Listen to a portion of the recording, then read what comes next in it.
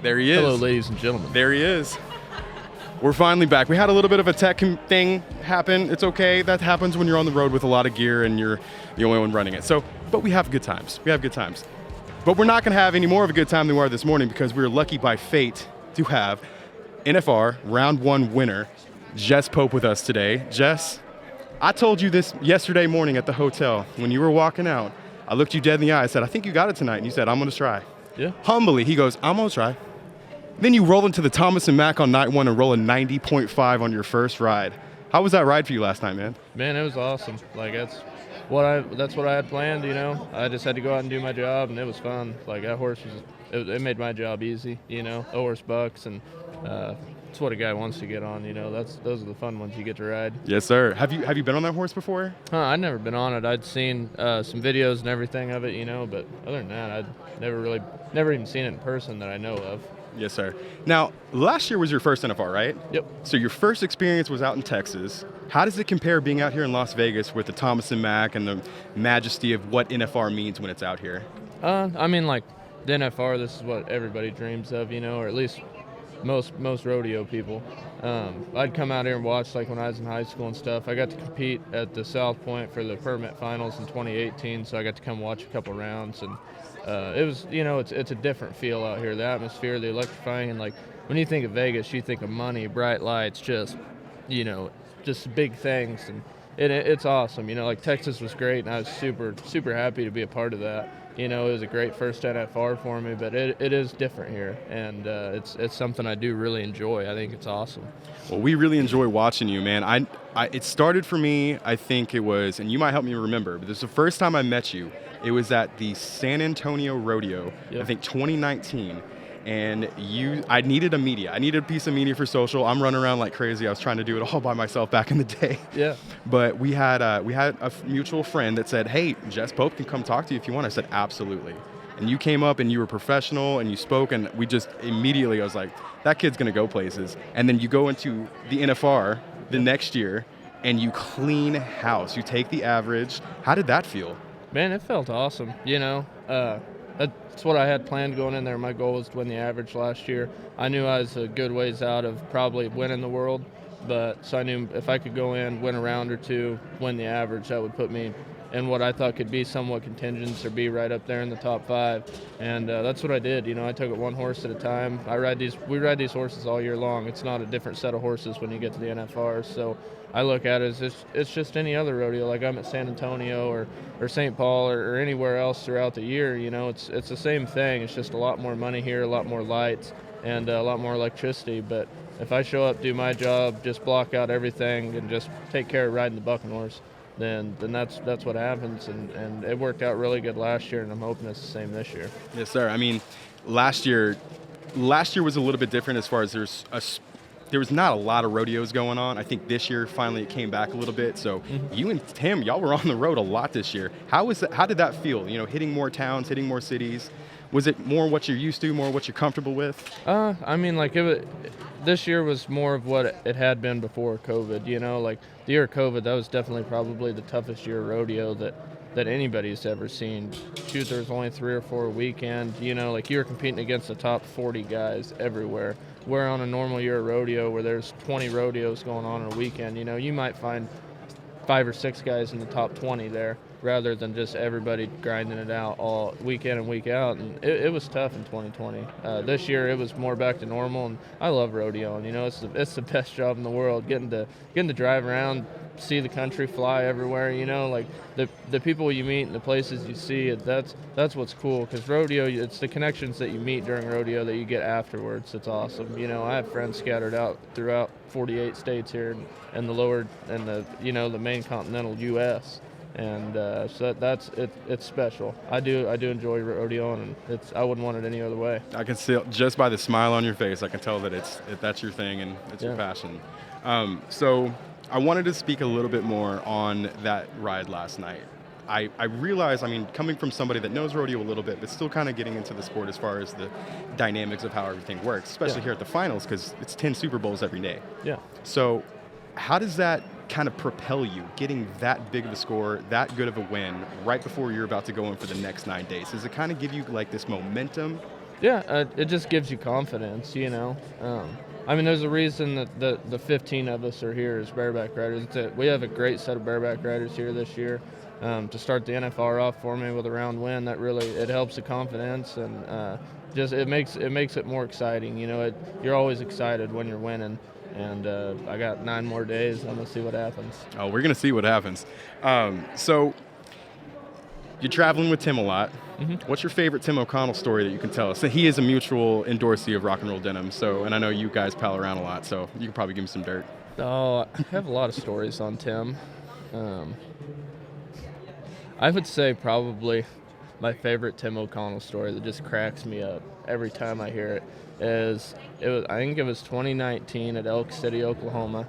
He had won the round. It's one of Benny Butler's rodeos. So Benny, he's known for having the eliminators. You know, he had a bad sunbuck of Benny's drawn, and he goes out and smashes him for like 90-some points, and wins the rodeo, whatnot. Well, he has to do a victory lap, and this has been Benny's hometown rodeo too. Yeah. So like all his stuff's firing. The hometown crowd of him is there, you know, and so they put him on the victory lap horse.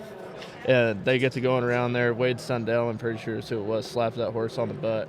And as it went around there, it ended up bucking Tim off in the arena. No. So Tim, you know, Tim doesn't ride saddle horses very often at all. Right. You know, like victory lap's the only time you'll get Tim on a saddle horse.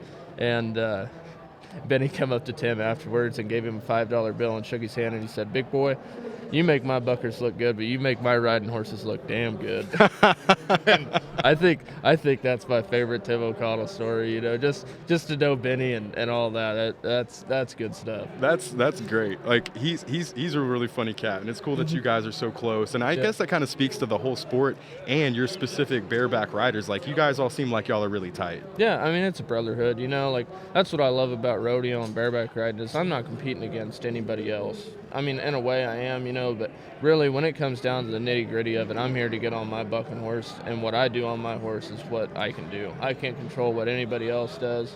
You know, if they show up and do their job and their horse is a little better or whatever, you know, like that's awesome. Good for them. I'm always happy to see other people win, you know.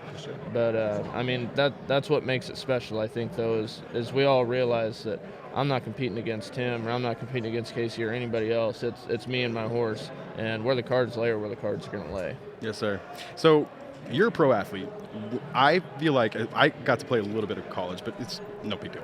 But I know that once you get to a certain level of performance, you have to have your mental game just as strong as your physicality. Mm-hmm. We all know you're a physical rider. You ride very well. It's almost poetry in motion the way that you do it. It's really kind of cool to see. Yeah. But tell me about like your mental process. How do you feeling once you're about to get on the horse, and what do you think like right before you're about to nod your head? I don't know. Like a lot of people say, riding bareback horses, like having a wrestling mentality is really good, which I never got to wrestle. I come from a little small town school. You know, I graduated with like 12 kids in my class. Oh, wow. So all we had was basketball, football, and track. But I don't know, that just the kill or be killed mentality is kind of is what is great for riding bucking horses. You know, when I'm getting up there, I get into a zone, and it's, you know, how bad do you want it? What are you going to do for it? If he's going to back you in a corner, you better be ready to fight your way out of it. Like, it's going to be a fist fight. We're going to slug it out, and I mean, freaking, let's get it on. He's getting fired up. Yeah, like round two's on the way, baby. Yeah, like let's duke this crap out. You know, we're going to do something. Let's do it right here, and you have to look at it that way. You know, them horses are so much bigger and stronger than you. Like, you gotta be ready and be Jenin and be ready to throw the first punch and draw first blood, or else they can hurt you, guy. You know, sir. they can yank the tar out of you. So that's my game strategy every time I get on. Is let's go to war. Let's have us a good old fist fight right here and knock it out and see who's gonna win. It's like man to man, but man to horse. Yeah, man to man, but man to horse. I like that a lot. So, do you find any like leisure time while you're out here? I know y'all are preparing and you have rodeos every night, but do you find any time to just get away and enjoy Vegas for a little while? Yeah, I mean, like I don't know. But when I've been here since Sunday, and it's what, Friday now? So I've been here. I think. Yeah, I've been here for like a week already. It seems like forever. But you know, like when we first got here, like we went out and had some fun. You know, the back number ceremony, the bareback riders go have a dinner just with the bareback riders. We party and have fun. You know. But for me, like, Tim and I have a rule. We don't drink the day before we get on. I got that from Tim. He's had it for a long time. And I think it does help, you know. It makes me feel better, and I don't feel sluggish and everything. I don't have to battle a dang hangover the next day. And so right now it's business, you know. This is where I make my money. And so the next 10 days, I'm going to hang out in the hotel room with the family, you know, come to autograph signings, see everybody. But the partying, I can do that for, you know, the other 354 days a year, whatever there is. That's quick math there, Jess. Yeah, I'm not very good at math. But you hit it off. Yeah, I tried it. I give it a whirl there. But yeah, so them can be my party days. But for the next 10 days, it's business. That's very smart. That's another thing that I've noticed. Like, I came from professional sports before I was with rock and roll, and in that specific realm, those dudes pay thousands and hundreds of thousands of dollars to take care of their physicality as far as vitamins, supplements, training, anything that they can do. But being in this sport, I've noticed, and you probably wouldn't think it, but y'all are really taking care of your bodies and making sure that you're in your primed form. Is that something that's always existed in rodeo? Because I know there's that whole let's smoke a cigarette and take a shot and then go get on. Yeah, no. What's cool is the sport of rodeo is starting to evolve, you know, like we're becoming professional athletes now. You know, 30 years ago, it was more so of rodeo cowboys. They were out there to have fun. They weren't hitting the gym real hard all the time. Like there was a couple guys, you know, in each event that were doing that, and they were the ones that stood out, you know. And then it just kind of just kept progressing, and more people started picking on to that. And there's really more rodeo athletes is what I would call them now than rodeo cowboys. You know, we're professional athletes now rather than, oh, I guess we're gonna go rodeo this week, you know, and just be on a 7-day bender just freaking out here ginning at it. So I would say that's what's really neat to see the sport, you know, even just watching NFRs from the 2000s and knowing like the guys and everything to now is that the sport has changed a lot, and it's cool to see, and I'm excited to see where it's at in another, you know, 20 years. So I think it's going to be even better than what it is now. I agree with you. Just from the little growth I've seen from my time here, and I would consider myself fortunate if I get to help out with that in any way I can. That's why I want to put you on a podcast when we're out here in Vegas, because I want people to hear from you guys. Like I want people to know that this lifestyle is something that you take seriously, and it's not just like you said, let's get in the truck and go rodeo this week. It's I need to go make a living. Yeah, that's how I put food on the table. You know, that's how I supply for my family and how I'm going to set my future up. I don't plan to ever hopefully have like a 9-to-5 job. I want to rodeo, set myself up, be able to buy a bunch of land and cows and do that for the rest of my life. So I take it serious, and that's what my goals are with it. Yeah, and that's another part of your life too. Like you run cattle still, don't you? Yeah. I remember you did that Instagram takeover, and you were out ranching. Yeah, no, like, and I think I'm the only bareback rider in the top 15 that is like an actual like diehard cowboy, you know. Yeah. Shoot, if I could be catching cows every day or doctoring or anything like that, that's what I'm doing. You know, that's how I grew up. That's what I love. So, but yeah, if being a cowboy, that's what I like. And there's not a lot of those left anymore. It's kind of a dying breed, you know. Yes, sir. That's very well said. Jess, man, I don't want to take any more of your time. I know you're a busy guy. I know you got a lot of stuff to prepare for. You got to go get another round win tonight. Maybe get a 91, maybe 94. Yeah, we'll see what happens. I want to thank you so much from the bottom of my heart, from Rock and Roll Denim, from our Talkin' Chute podcast, for coming and hanging out with us today. We're going to get some autographs signed, and we're going to get you on your way. But like I said, thanks you so much, man. Appreciate it. You betcha. No problem.